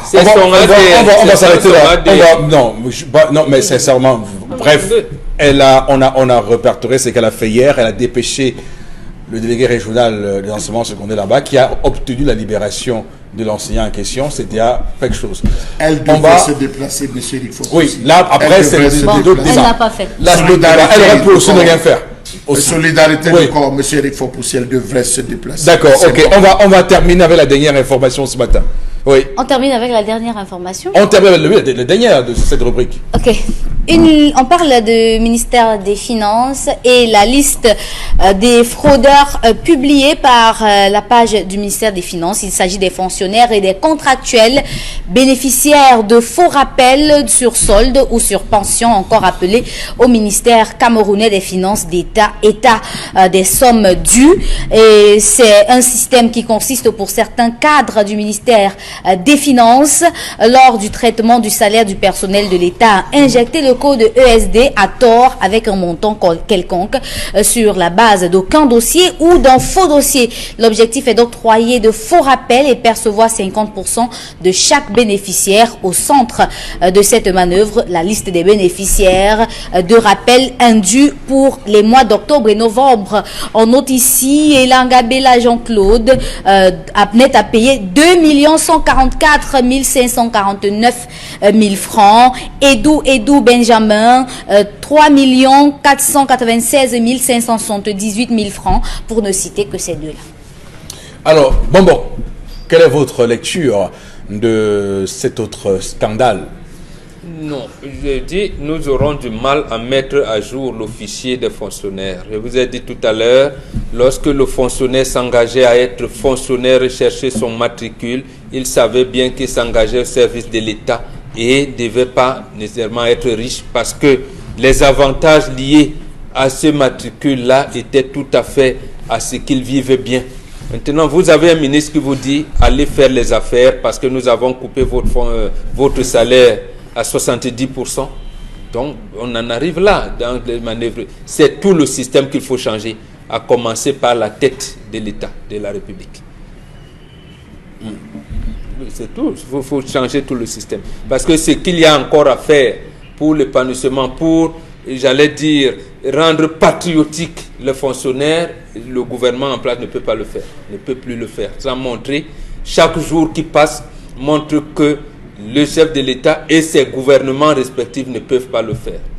Malheureusement, même le gouvernement qui viendra après les élections du 9 février ne pourra pas le faire. Je vois bien les efforts que le ministère des Finances actuel est en train de faire. Ce n'est pas mauvais, c'est louable, mais il n'arrivera pas à bout. C'est tout le système qu'il faut changer et revenir avec un nouveau système qui va diriger le pays, qui va prendre le pays en main. Chalamel. Monsieur, il faut pousser. Depuis l'opération Antilope, on n'a jamais connu le nombre exact de fonctionnaires camerounais. Lui, Paul Motazi est arrivé, il nous a fait comprendre que à la fin de l'opération Copé, on va nous donner avec exactitude. Quand on nous parle de 8 000 qui touchent des pensions de réversion et des pensions de validité, qu'on nous sort qu'il y a 64 personnes qui ont touché 33 milliards entre octobre et novembre 2019, et qu'on nous sort toutes ces listes, monsieur il faut pousser, vous vous rendez compte qu'on est très loin d'avoir le chiffre exact des fonctionnaires dans cette République. Or, c'est partant de cette base qu'on pourra établir tout en termes de dépenses, on pourra tout calculer. Ça sert donc à quoi? D'avoir fait venir un ordinateur spécial, une base de données qui a coûté un logiciel, de faire comprendre que désormais, ça ne va plus passer par les bons, ça sera des virements. C'est tout ça là. On tourne. La matrice reste la même. On aura toujours des faux fonctionnaires, on aura des fonctionnaires fictifs, la machine est huilée. Allez donc fouiller, vous allez voir le clientélisme, le favoritisme, la corruption, le clanisme même qui intervient dans tout cela. Si on ne le fait pas, si on ne change pas tout le système, on ne brûle pas le système jusqu'à brûler les souches, monsieur Eric Fopoussi. Il ne faut même pas conserver, même les archives. Il ne faut même plus qu'on se souvienne qu'on brûle tout pour pouvoir repartir sur de nouvelles bases.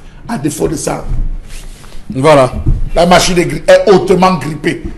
Hautement grippée, on ne peut pas s'en sortir. Voilà, malgré le fait que Emmanuel Lebou soit en prison. Emmanuel Lebou, voilà, ça a arrêté quoi? Voilà. Vous avez une pensionnée qui touche 4 millions de francs CFA, monsieur Le Faux-Poussi. Un gardien de prison major qui se retrouve à avoir 4 millions, il est en catégorie 10, 4 millions de francs CFA, environ 5 millions de francs CFA. Mais vous voulez qu'on parle de quoi? Quelle raillerie. Un maître DPS. Un maître DPS qui a 3 950 000 francs tous les mois net à payer, monsieur Le Faux-Poussi. Quelle raillerie on n'a pas eu lorsque Emmanuel Lebou a été arrêté. Beaucoup ont créé des scénarios tout à fait rocambolesques, mais on nous signalait que c'était lui le cerveau, que c'était lui le diable à la place du diable. Malheureusement, il est hors d'état de nuit, comme certains nous l'ont dit, mais la chose continue malheureusement. On a voulu en faire un bouc émissaire. Il est où il est aujourd'hui, mais on constate que les gens se repartent de plus belle dans ces paiements indus, comme on le voit. Merci Karine pour cette revue des réseaux sociaux. Madame, monsieur, restez avec nous. Le temps pour nous de faire interpellation avec un élément que nous a préparé Cédric Chouna et ensuite commentaire sur ce plateau. À tout de suite. Pour moi, c'est faire le ménage. Faire le ménage, c'est engager la jeunesse dans tous les domaines et faire confiance à la jeunesse. Sincèrement, on fait passer confiance à la jeunesse. Comme par exemple, je suis président de l'ESCO de Douala 3e. Alors, ça devait donner à notre gouvernement de pouvoir nous engager. Mais sincèrement, avec tous les efforts que nous faisons, nous n'avons pas de soutien, ni de l'État, ni de notre gouvernement. Et ce n'est pas gentil. Parce qu'en tant que président de l'ESCO, nous ne mettons plus que ça.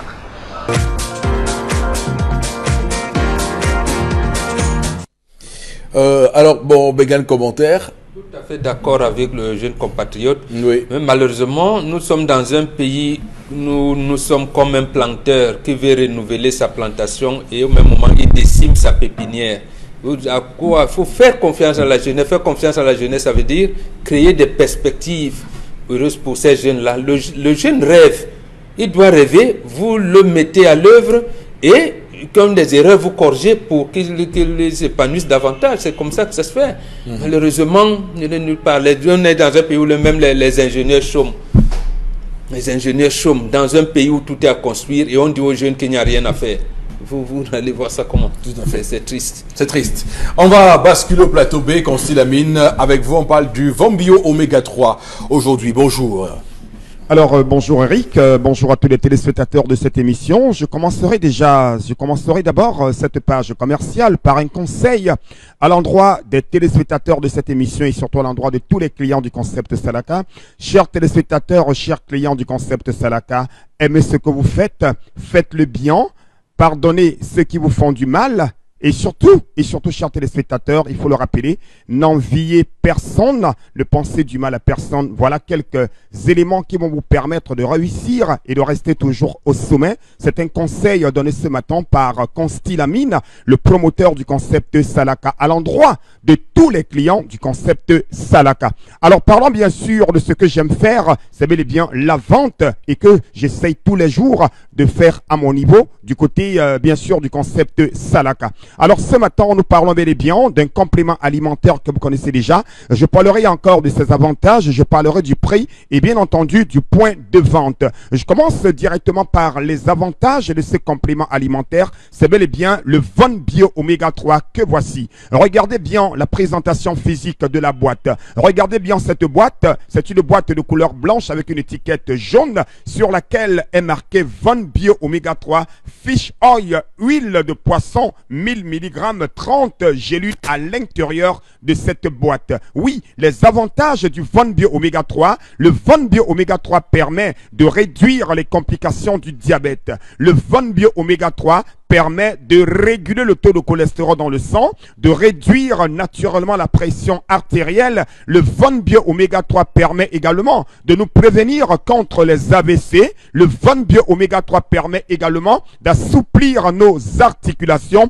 Voilà donc quelques avantages liés à la consommation régulière du Von Bio Oméga 3. Et je rappelle, il est sans effet secondaire dans l'organisme. Le Von Bio Oméga 3 n'empêche pas, bien entendu, à celui qui le consomme de prendre les autres médicaments parce que lui, il est un complément alimentaire. Et vous allez le consommer, c'est une gélule par jour pendant le repas. Parlons bien sûr du prix. Le prix au sein du concept de Salaka est bel et bien de 5500 francs pour une boîte de 30 gélules. Profitez de ce prix qui est à la portée de tout un chacun pour avoir dès à présent votre boîte de Von Bio Oméga 3, votre boîte de Fish Oil, votre boîte d'huile de poisson, bien entendu, à 5500 francs, ce complément alimentaire d'origine américaine des laboratoires Cedorex.